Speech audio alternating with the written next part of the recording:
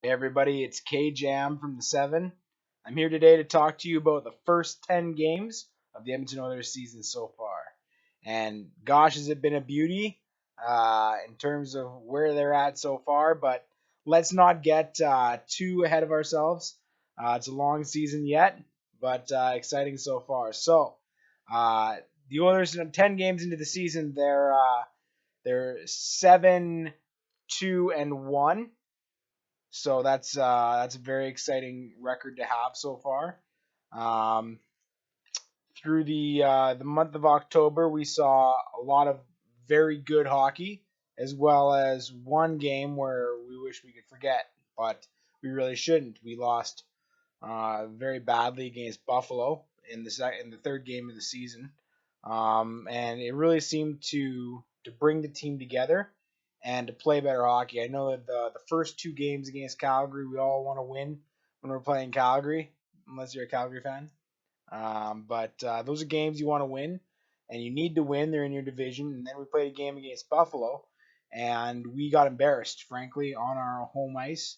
It was a poor result. It was a poor outing. It was an awful game to watch generally, as an Oilers fan. What that seemed to do though is that seemed to bring the team together to say, hey, we know we're better than this.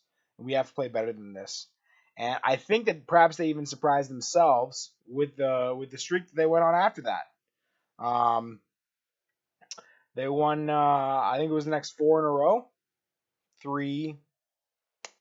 Yeah, at least the next four in a row. And they the hockey that they played during that stretch was above average. It was some really good hockey. There were times where they leaned very heavily on Connor McDavid's line to push the river, so they would say, to have things go their way. But there were a lot of pleasant contributions from the secondary scoring. I thought the defense has been better than expected in terms of how they played defensively. I'm looking a little bit more from Oscar Clefbaum at this point in the season. I've been satisfied with Adam Larson with what he's done. You're never going to be able to win that Taylor Hall trade with the return of Adam Larson, but I think that he does some very nice things for our defense, and I think he's performed uh, to the standard that we would expect him to play to this point, and he plays the type of game that we expected, which is really nice. Um, Chris Russell has been just an amazing ad. Uh, that guy eats up defensive minutes and plays really well against some very tough competition. Been very impressed with his defensive play and his ability to really move the puck out of the zone too. I had some definite concerns about Chris Russell coming into this season when they signed him. Um, so far, those were unfounded. We'll have to see. It's like I said earlier, it's a long season, so there's a lot to see from a lot of these players so far. Just talking about a couple players that have stuck out to me. Darnell Nurse has played a lot better this season, I thought, than I think he's ever played. He's just been he's brought his game to another level. He's much more consistent. He doesn't stick out so much for making the risky plays or for making poor plays. He just seems to go about his business, which is what we need from him. I talk a lot about the defense because they're the real concern this year. When you take a look at the depth in the lineup and the size down the wing and the depth down in the center position, the forwards never really seemed like they were going to be the issue. People have criticized the Ryan Nugent Hopkins line for a lack of scoring. I think Ryan Nugent Hopkins has played the most well-rounded game I've ever seen him play, and if he was playing with better line mates in terms of the offense that they would bring, I think that he would have produced more than he has thus far. But he's playing an absolutely terrific two-way game. He's shutting down some of the league's best uh, forwards. He's being used really in a shutdown role, and I think that he's really excelling there. Um, Leon Draisaitl goes hot and cold. He's a big man. There's a lot of games you play in an NHL season against some very difficult competition. He's been given enough minutes that I think that at times it wears on him, but as he gets more conditioned and more acclimatized to the number of games and the physicality and all of that, I think that he's going to do well.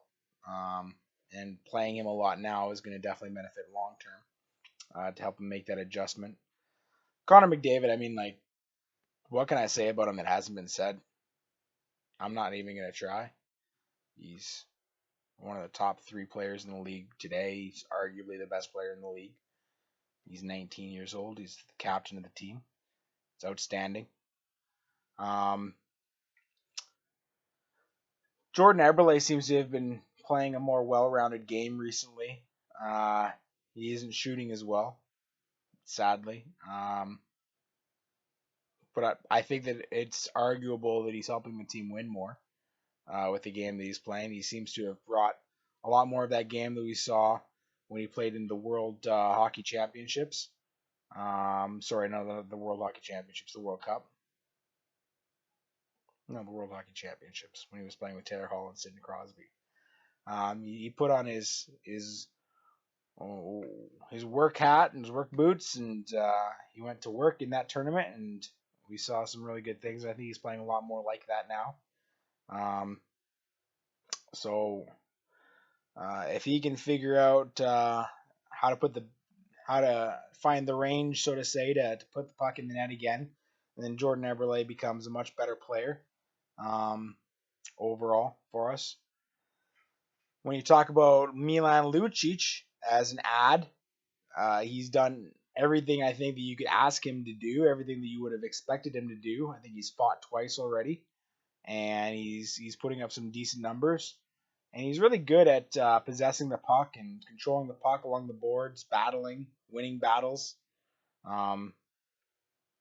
There's been some offense that I've liked of his that I don't want to say I wasn't expecting it, but I had some concerns as to whether or not he'd be able to produce offensively, and not just produce, but to be able to play with Connor McDavid, and he has so far, so that's been good.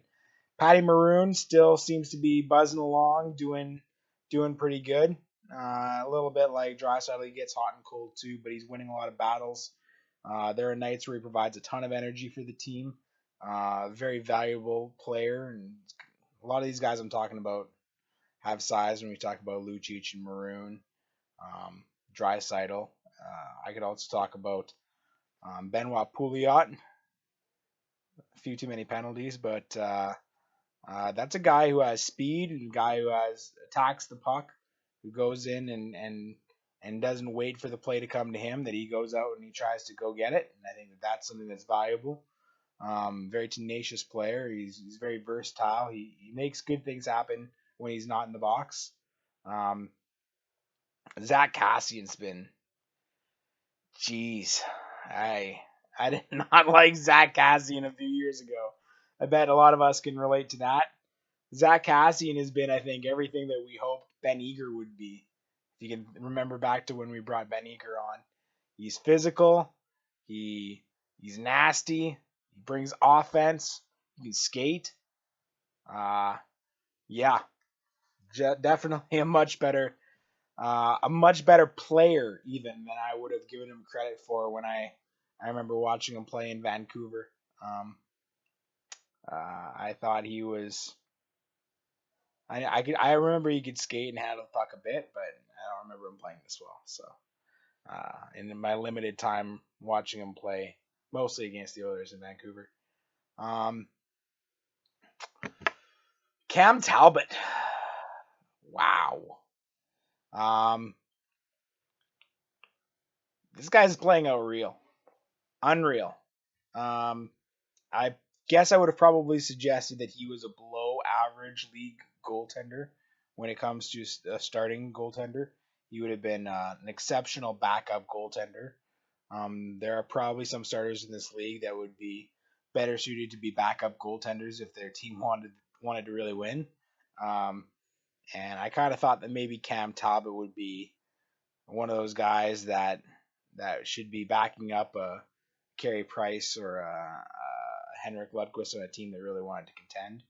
Um, but he looks like he's a starter here. He really's played well. Um, and I think that that's probably where I'll wrap up most of my evaluations for today.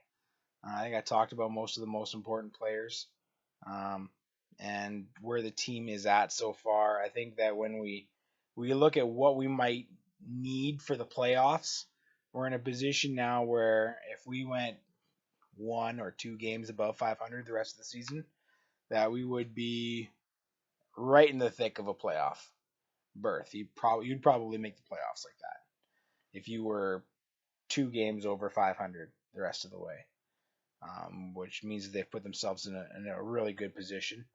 I think that they can do better than that. I think that the Oilers are a playoff team this year. Now, that being said, it's a long season. There can be injuries. Um, we've seen the Oilers battle confidence before, and even new players coming in that breathe new life into the organization. They've seen the Oilers battle confidence before, and you got to be careful about that kind of thing. A lack of confidence is contagious, and it's worse than a flu probably for a hockey team. So, anyways, I want to say that the Oilers look like one of the best teams in hockey. But right now, I'll say instead of going with what I want to say, I think that I'll conservatively say that they look like a playoff team right now. So that's a huge improvement, and we'll have to take a look at the season segment by segment to see where they shake out. But so far they're really doing well defensively, and in the goaltending position, keeping pucks out of the net. Um, and they're better than adequate offensively. I think that they have another gear to hit offensively. Um, Maybe that's a line pairing type thing. Maybe that's uh, a shuffle in some of the chemistry type thing. I'm not really sure. I feel like there's definitely the possibility this team could have another gear. But at the same time, I'm just happy that they're doing so well defensively, and that's really helping us win games right now. And that's the bottom line: is you want to win games, so you can't take that away. Um, I think that moving forward, it's important to give Cam Talbot a few more games off and to experiment with some of your players that you have sitting on the bench, um, rotating players in and out, making sure that you're really maximizing your team and you're keeping players hungry, and that you're finding out if your 13th forward should really be an everyday guy, or if maybe your 12th forward really shouldn't be your 13th.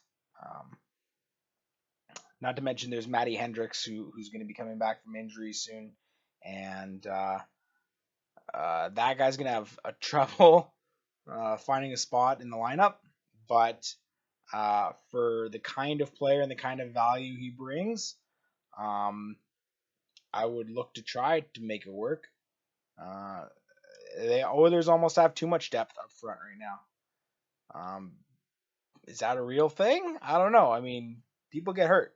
So when everybody's healthy, they seem to have too many NHL quality forwards right now.